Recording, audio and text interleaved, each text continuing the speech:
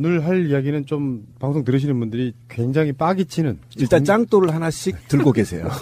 뭘 조사버리든 조사야 지금. 원세훈 이명박 때 국정원장 사실은요.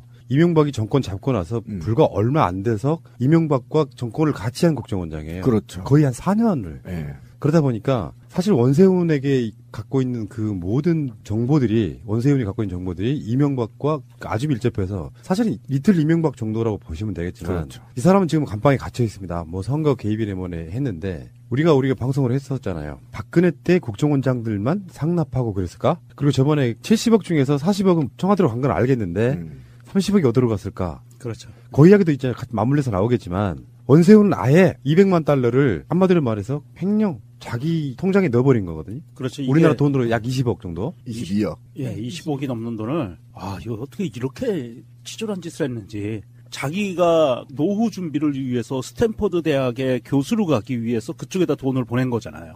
그건 아마 표면상의 그거 아닐까요? 그렇죠. 연구소를 통해서 보냈다고 하니까. 표면상에? 표면상에. 그러니까 이쪽 개건연구원 같은 경우는 한 나라의 국정원장 지낸 사람이 가는 자리가 아니에요. 그렇지. 그러니까 거기다가 그걸 만들어 놓고 그런 용도로 보낸 것처럼 해가지고 그러니까 이따가 다시 이야기 나오겠지만 국정원장들이 연간 쓸 수 있는 개인 특활비가 40억이었대잖아요. 그중에 일부를 슈킹한 거죠. 엄청났을 거예요, 이거는 제가 봤을 때. 그러니까 이거는 사실은 이명박 정부 하에서 제가 얘기했지만 부정부패가 만연했다고 했잖아요. 그러니까 이거는 이렇게 해도 문제가 안 된다고 생각했을 거예요. 전 그렇게 봅니다. 왜 그러냐면 원세훈이 서울시에서부터 같이 비리를 해봤잖아. 트레이닝을 했어. 그래서 국가를 장악했어, 얘들이 둘이. 장악해서 한번 생각해보세요. 그때 상황, 이상득이랑 3명이서 다 국가를 주물럭주물럭 한 거 아닙니까? 그런데 그 자기 판 세계에서 1조가 넘는 집행 예산 중에 막 20억 뺀다고 뭐 태나겠어 이렇게 해서 그냥 아무런 죄책감 없이 갖다 썼다는 거 아닙니까? 이거 미친 짓이에요. 한번 생각해보세요. 기조실장한테 야 돈 좀 빼와. 그럼 현금으로 빼오고 야 여기다 계좌 이체해. 계좌 이체하고 거기서 계좌 이체한 데서 또 갔다가 빼서 집 사고 이렇게 됐다는 거 아닙니까? 그러니까 국정원장이 제대로 서울시에서 업무를 배웠더라면 이게 다 추적된 줄 알고 있는데 굳이 그걸 보냈겠어요? 문제 안 될 거라고 만연해 있는 겁니다. 국정원 내에. 특수활동비는 내 마음대로 써! 막 써도 돼! 라고 만연해 있기 때문에 이렇게 쉽게 돈을 ATM기에서 뺐다 썼다. 그러니까 거죠. 2012년이 박근혜가 대통령 된 대선이 있었잖아요. 그렇죠. 12월 19일. 새가 날아든다의 트위터 공식 계정도 뒤에가 1219가 붙어 있을 만큼 꽤 사무친. 그런데 이게 다른 면에서 보면은 그리고 나서 정권이 끝나잖아요. 그 다음에 2013년 2월 25일 날 박근혜가 취임하는 그 시간까지. 예. 그러면 이제 얘가 임기가 다 끝나가니 자기가 스탠포드 대학 뭔지는 모르지만 어떤 상황인지는 모르지만 22억 원을 보내는 거예요. 그런데 바로 박근혜가 취임하면서 그 즈음 해가지고 국정원 댓글 사건이 공론화되면서 원세훈이 출국 금지를 당합니다. 그렇죠. 얼마나 가슴 아팠을까. 그래서 그 돈은 아직도 그대로 있다고 합니다.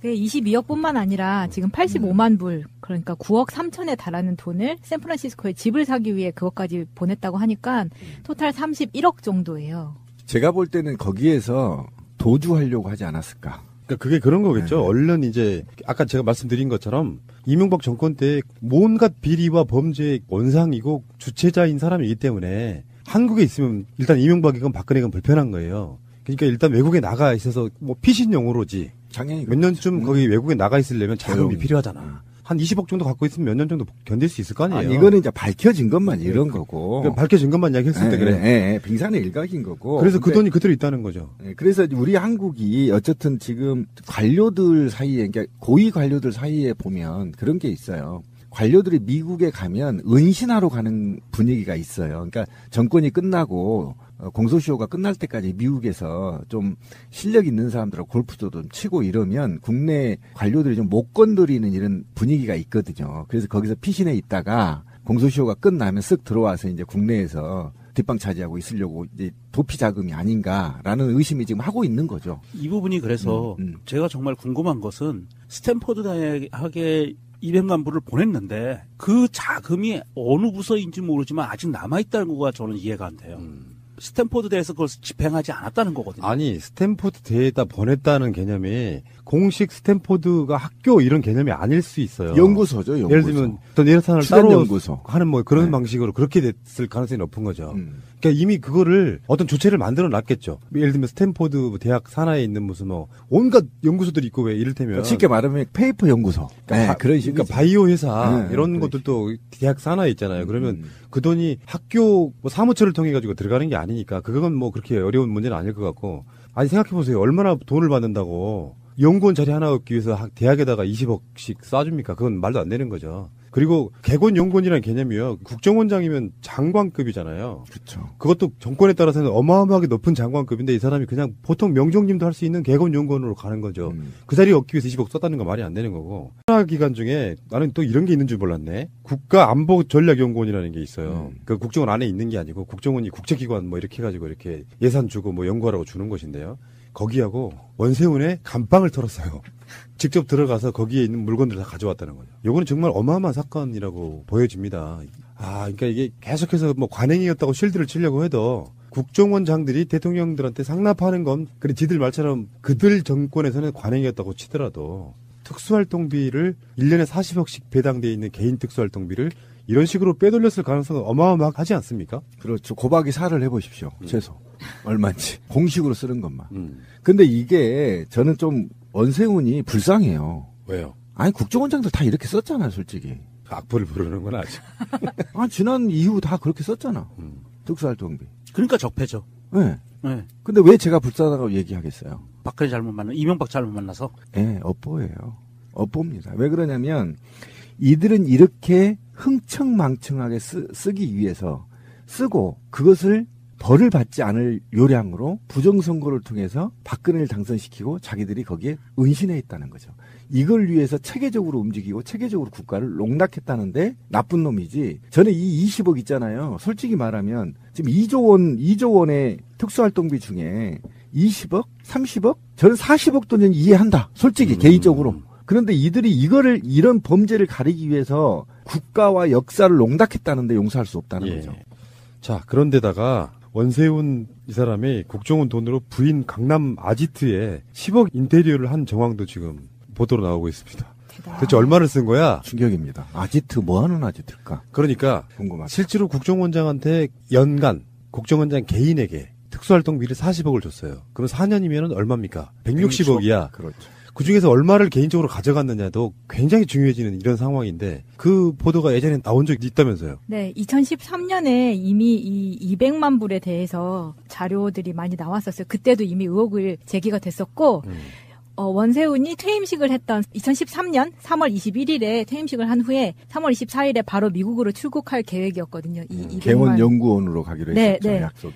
그때 지금 생각해 보니까 원세훈을 찾아라라는 트윗이 막 RT가 되면서 진선미 의원이라던가 이상호 기자라던가 다 인천공항에 나간 거예요. 그렇죠. 원세훈의 출국 정보를 입수를 하고 그래서 당일날 원세훈의 출국이 무산된 적이 있었거든요.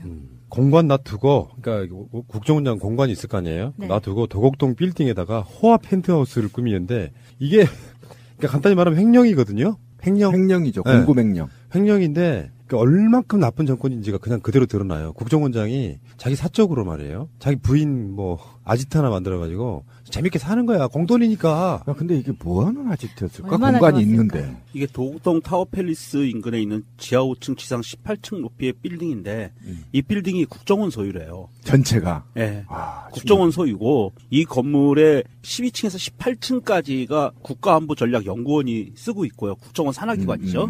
그리고 나머지는 임대 중인데 거기에 최고층, 맨 위층을 펜트하우스로 꾸몄다는 거예요. 근데 그 건물의 그 넓이가요 823제곱미터라 그러거든. 평수는 얼마나 대충 되나? 와 계산이 안 돼요. 270평. 나 고맙다 씨발. 우리 그 30평 아파트 하나 살기도 힘들구만. 아니, 거기서 뭐 할까? 나 그거 더 궁금해요. 진짜. 나 뭐 할지 전 대충인데 말을 못 하겠어요. 어쨌든 최근에 검찰이 과거의 흔적까지 전부 확인해 나가는 과정은 제가 볼 때는 지금 원세훈은 굉장히 좀 심각합니다. 이게 무기징역, 예전에 사형까지도 갈 가능성이 굉장히 높아요. 블랙리스트도 지금 과방에서 고발됐죠. 그다음에 카카오 김범수랑 같이 고발된 거 아닙니까? 그다음에 22억 횡령. 이번에 또 이거 10억 밝혀졌죠. 문고리 3인방에 40억 상납했죠. 국정원 댓글했죠. 간첩단 사건 만들었죠. 그런데 이제 이게 왜 이 수사가 진행될까요? MB를 향한 겁니다. 저는 그렇게 봅니다. 뭐 당연하죠. 근데 당연한데 MB를 잡기 위한. 원세훈 같은 경우는 사실 이명박에 이은 그 정권의 2인자의 그런 느낌이기 때문에 훨씬 더 중요하다고 보고 자 어쨌든 간에 이런 세력들이었었군요. 대단하네요. 그러면은 원세훈이 지금 드러난 것만 이렇게 헤쳐드셨는데 이명박은 얼마를 드셨을까요? 이명박은 돈 욕심이 없어서 지들 말처럼 관행이었다고 하면 이명박도 당연히 받았어야죠. 박근혜처럼 말이에요.